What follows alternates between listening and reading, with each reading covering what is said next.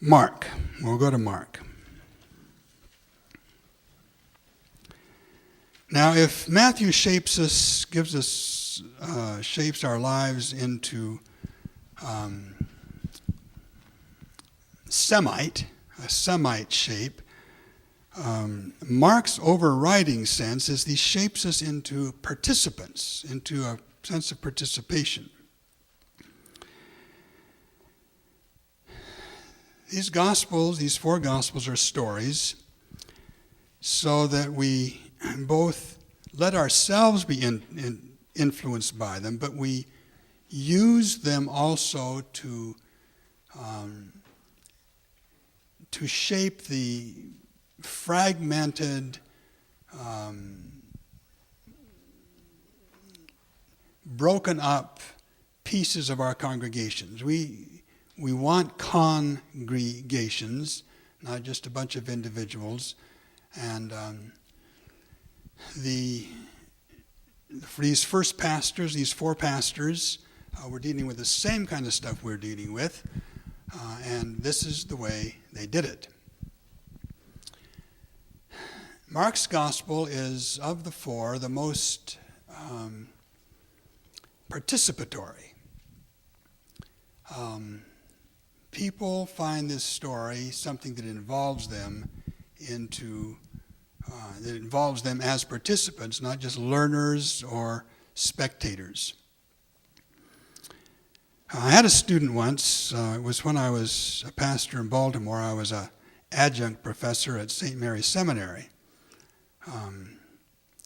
They didn't have anybody on their faculty who wanted to teach the Bible, so I'd go in one night a week and teach the Bible. But I had a small group. There was a seminar of about 12 or 13 students, and my assignment for the term paper was to write a story out of their lives and then to see how the Bible, to establish some conversation with some part of the Bible in their story. I was warned by the dean. This was my first time at St. Mary's Seminary. I was warned by the dean as he went over the class list of this one man. I forgot you were videoing these things, so I'll change his name, but I'll call him Jeff. And he said, "This is our school atheist." I said, "Well, what is he coming here for?" "Well, he loves theology, but he's an atheist, so just don't be put off by him. He had a heavy black beard, and his friends called him Bear, and he looked like it." So I was forewarned about Jeff, and he worked for the Social Security system and hated it.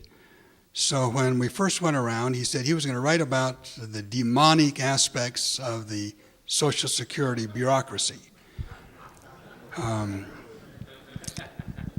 then a week later, he said, I want to change my topic. I want to write about my father. My father has Parkinson's disease, and he's dying, and so I want to write about that. So next week we came back. He says, I've changed my mind. I want to write about myself. And in writing that paper, he became a Christian. He started as far away as he could get with his job. He got closer with his father, and then he got to himself. And he used the Gospel of Mark for the large part of what he was doing. I think that's when I first got the idea, I first noticed the participatory quality of this Gospel. Mark's Gospel is the shortest one, and most probably the first one that was written.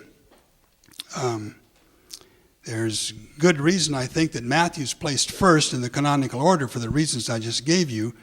But Mark's Gospel is well, I was going to say the first of this genre of gospel writing, but probably not. There were models like this in Roman literature. If Mark has any uniqueness to it, is that he did it so well. He did it so much better than anybody else had ever done it, that it, in a sense, you can almost say this is the first of this kind of writing. Not exactly a biography, not a hero worshiping story, which those were what the Romans usually came up with, something like that. But this was a unique kind of thing. Of course, they had a unique subject to deal with. And the persons who have most paid attention to this, the way in which Mark is written, have not been the scholars, not been the biblical scholars, but the writers. The writers of our generation have noticed how our people write. There was a book that was published 10, 15 years ago by Alfred Corn, C-O-R-N, with the title Incarnation.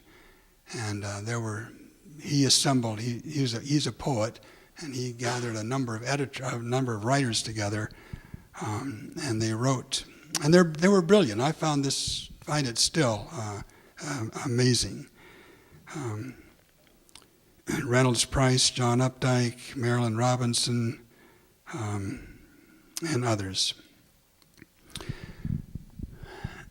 In 1964 or 65, a young British actor came to America on tour with a one-man show called St. Mark. And my wife and I went and heard him in the theater in Baltimore.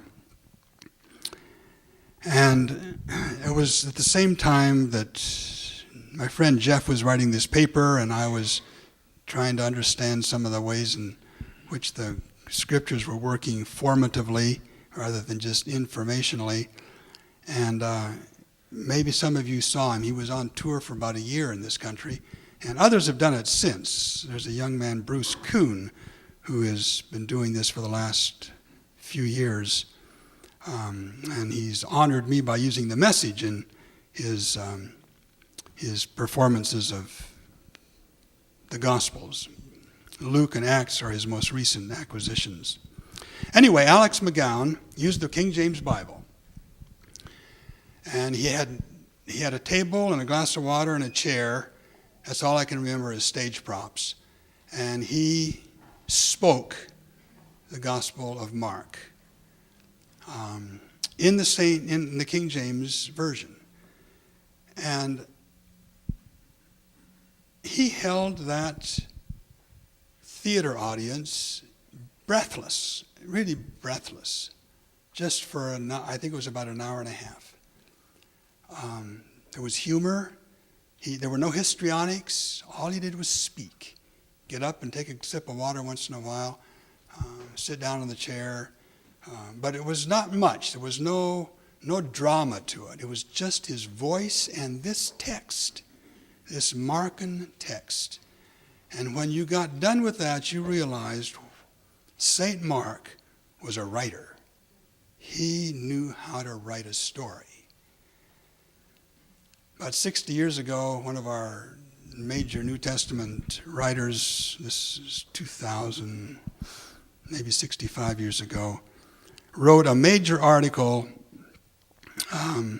which was influential and got in all the handbooks, that Mark just collected little anecdotes and strung them together on a string. There was no rhyme nor reason why he did anything. He just collected a bunch of stuff, like somebody walking along the beach collecting stones.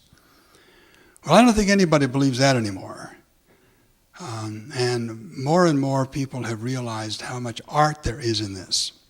Now, the reason a story is artful, or the reason a story becomes good, is because it captures the nature of our lives, that is, the way our lives are structured, and brings that into some kind of focus and arrangement, where it has meaning and where we can participate. We become participators in stories. The lowest level of a story is entertainment. And the romantic magazines and the thrillers and the Daniel Steele and that genre of stuff that goes on, they're good storytellers in a way. That is, they entertain you. You forget about your life, but you don't participate in those stories except in a fantasy-like way. The real writers, the writers that change our lives, that influence the way we live our lives, are ones who have a genius or an insight into understanding the way life is and pull us into it. The bad ones or the inferior ones show us ways to escape from it and disengage ourselves from it. There are two ways to write a story in the way I'm talking about. One is you pull everything into it. Tolstoy was a writer like that. Trollope, Dickens, George Eliot. They got everything that was going on in the world, the community. They pulled these people into the story, and you saw all the relationships, the drama, the sub-dramas, the stuff that's going on, and somewhere in there you find your mother and your cousin and your in-laws and yourself, and your politicians and the wars that are going on, and it all gets somehow integrated into a story that's whole. Now, another way to tell the story has been more popular in the last 40 years, the minimalist storyteller, who tells you almost nothing except what you need to know. Raymond Carver is probably the best in the last 30 or 40 years of those kind, but there are others also. Edgar Allan Poe might have been the first American to do that, but storytellers have gotten more, or a certain group of storytellers have gotten more and more minimalist. Well, Mark is a minimalist. Mark tells us very, very little, just a few things, and he does it as fast as he can. Euthus, immediately, right now, is his characteristic phrase. He doesn't explain. He doesn't collect like Matthew does. He just rapidly gets you through the story as fast as you can. He starts abruptly. He ends abruptly. Scholars who have no imagination and who never read stories conjecture that, well, he wrote on a scroll, and the beginning of the scroll wore out and fell off, and the ending of the scroll wore off and fell off, and so you end up with this no beginning and no ending.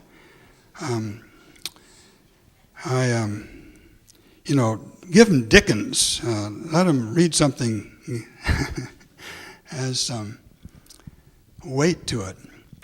But I don't think so. I think this is, and I'm not alone in thinking this, I think this is his art. This is his minimalist art. He plunges us into the story because he wants us in on it.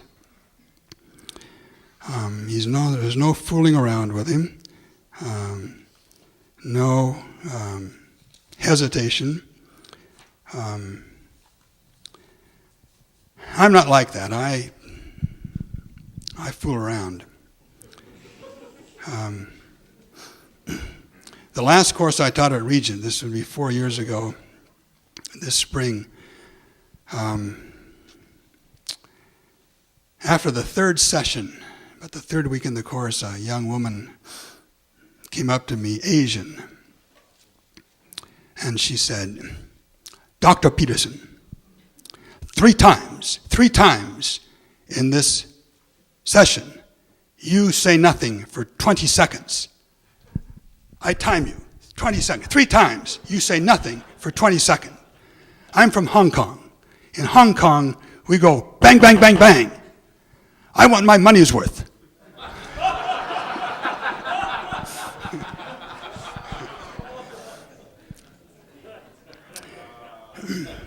Well, St. Mark is her person. She needs St. Mark.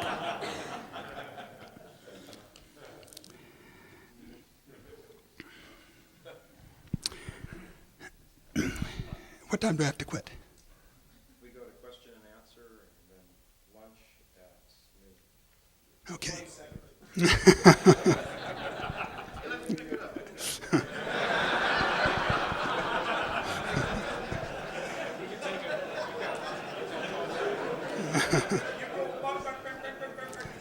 Give us our money's worth.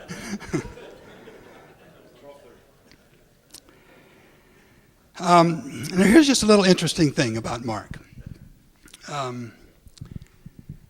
He's fast-paced, but he's not careless. There's an enormous amount of art in what he does. And here's something I got from the British scholar Austin Farrer. Austin Farrer is one of my favorite biblical writers, exegetes, and he's not in great favor among New Testament scholars. He has an imagination, is what he does. And but one of the things he noticed was that Mark is interested in healing, and he arranges the first half of his book on a double series of healings. And he doesn't do it obviously. That is, he's working these in, but they become cumulative. And then when the last healing is done, it's Peter's. He asked who he was in chapter 8, and Peter makes his confession. Now, here are his two sets of fives. This is not entirely convincing. There's some loopholes in this, but I'm just giving you what Austin Farrer did. He starts with an exorcism. In chapter 1, the demoniac in the Capernaum synagogue, and sets him free from the evil spirit. Then he goes into Capernaum, where Peter's mother-in-law is ill, in bed, with a fever, and he raises her up. First the exorcism, then the raising. The third healing is still in the first chapter, when a leper is cleansed. The leper comes to him, and Jesus touches him and says, "Be clean." The fourth healing is the paralytic in chapter 2, where the paralytic is brought in, let down through the roof.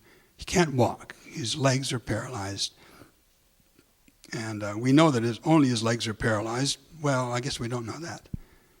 Anyway, but the obvious thing is that his legs are healed. He rises and stands up and takes up his bed. He's walking. And the fifth healing is in chapter 3 with the man with the withered hand. They're in the synagogue and on the Sabbath. And so Jesus heals the man's withered hand. So, an exorcism, a raising up, a cleansing, and then a pair of strengthenings, legs and hands. There's the first 5. Then the sequence starts over again. And in chapter 5, there is an exorcism. The Gadarene demoniac the demons are driven out. And then there is a cleansing.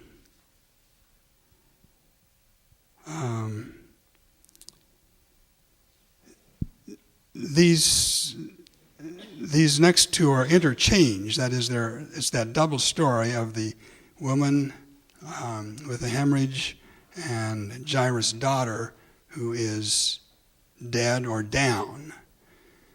And so there's a raising up of Jairus' daughter, and there's the cleansing of the woman.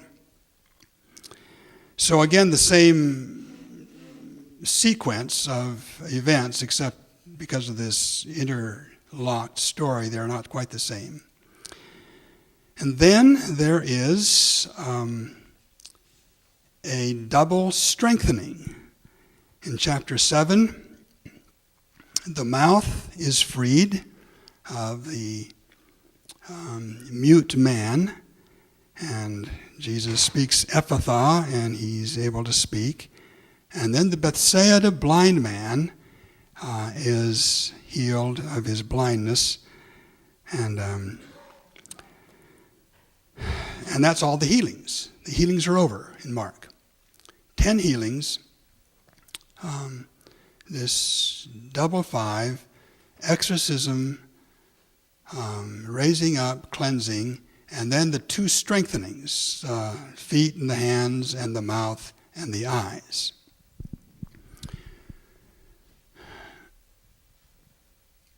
Mark is getting people ready through this double repetition, these double 5s for the main event, which is the confession. Jesus is the Christ. That last healing is very artfully done because Jesus touches the eyes of the blind man. He says, "Do you see?" And he says, "Yeah, I see trees walking." He's blurred.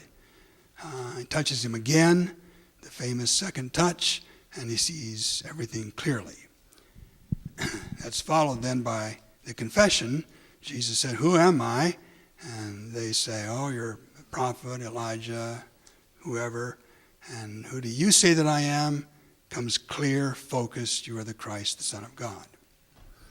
So, and there are dozens of these things through Mark's gospel, these artistic little details that embed the story, not just texts, the story in our minds, but not in a leisurely way. This is bang, bang, bang, bang, Hong Kong style. And then, of course, the passion that concludes what they're doing.